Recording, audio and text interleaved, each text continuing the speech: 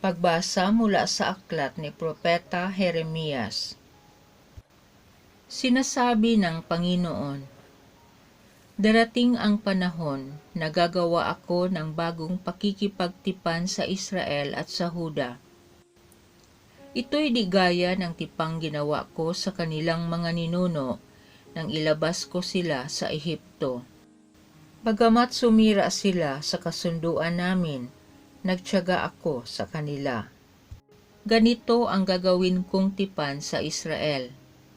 Itatanim ko sa kanilang kalooban ang aking kautusan. Isusulat ko sa kanilang mga puso. Ako'y magiging kanilang Diyos at sila ang magiging bayan ko.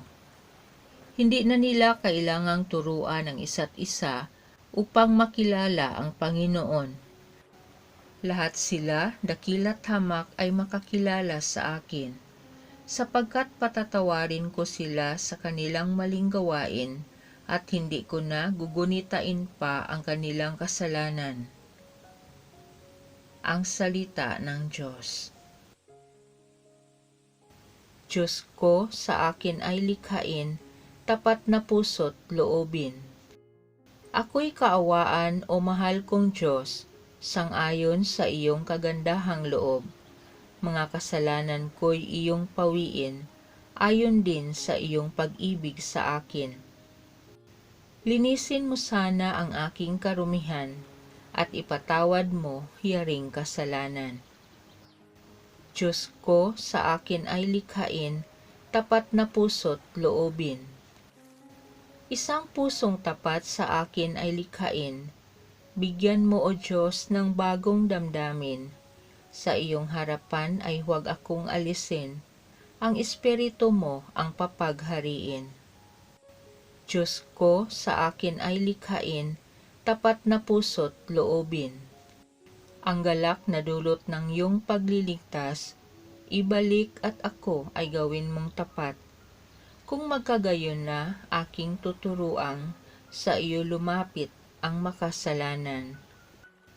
Diyos ko, sa akin ay likhain, tapat na puso't loobin. Pagbasa mula sa sulat sa mga Hebreo. Noong si Jesus ay namumuhay rito sa lupa, siya'y dumalangin at lumuluhang sumamo sa Diyos na makapagliligtas sa kanya sa kamatayan. At dininig siya dahil sa lubusan siyang nagpakumbaba. Pagamat siya'y anak ng Diyos, natutuhan niya ang tunay na kahulugan ng pagsunod sa pamamagitan ng pagtitiis. At nang maganap na niya ito, siya'y naging walang hanggang tagapagligtas ng lahat ng sumusunod sa kanya. Ang salita ng Diyos. Ang sinumang naglilingkod upang sa akin ay sumunod, ay tunay na itatampok sa kaligayahang lubos ng mahal na anak kong Diyos. Ang mabuting balita ng Panginoon ayon kay San Juan.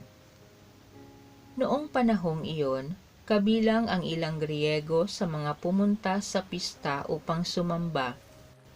Lumapit sila kay Felipe na taga Betsaida, Galilea at nakiusap, "Ginoo, ibig po naming makita si Jesus." Sinabi ito ni Felipe kay Andres, at silang dalawa'y lumapit kay Jesus at ipinaalam ang kahilingan ng mga iyon. Sinabi ni Jesus, "Dumating na ang oras upang parangalan ang anak ng tao. Tandaan ninyo, malibang mahulog sa lupa ang butil ng trigo at mamatay, mananatili itong nag-iisa. Ngunit kung mamamatay, ito'y mamumunga ng marami. Ang taong labis na nagpapahalaga sa kanyang buhay ay siyang mawawala nito, ngunit ang napupuot sa kanyang buhay sa daigdig na ito ay siyang magkakaroon nito hanggang sa buhay na walang hanggan. Dapat sumunod sa akin ang naglilingkod sa akin, at saan man ako naroroon ay naroon din ang aking lingkod. Pararangalan ng Ama ang sinumang naglilingkod sa akin." Ngayon ako'y nababagabag. Sasabihin ko ba, Ama, iligtas mo ako sa kahirapang daranasin ko? Hindi, sapagkat ito ang dahilan kung bakit ako naparito, upang danasin ang kahirapang ito. Ama, parangalan mo ang iyong pangalan. Isang tinig mula sa langit ang nagsabi, "Pinarangalan ko na ito at muli kong pararangalan."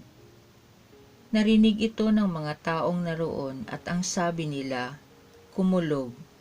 Sabi naman ng iba, nagsalita sa kanya ang isang anghel.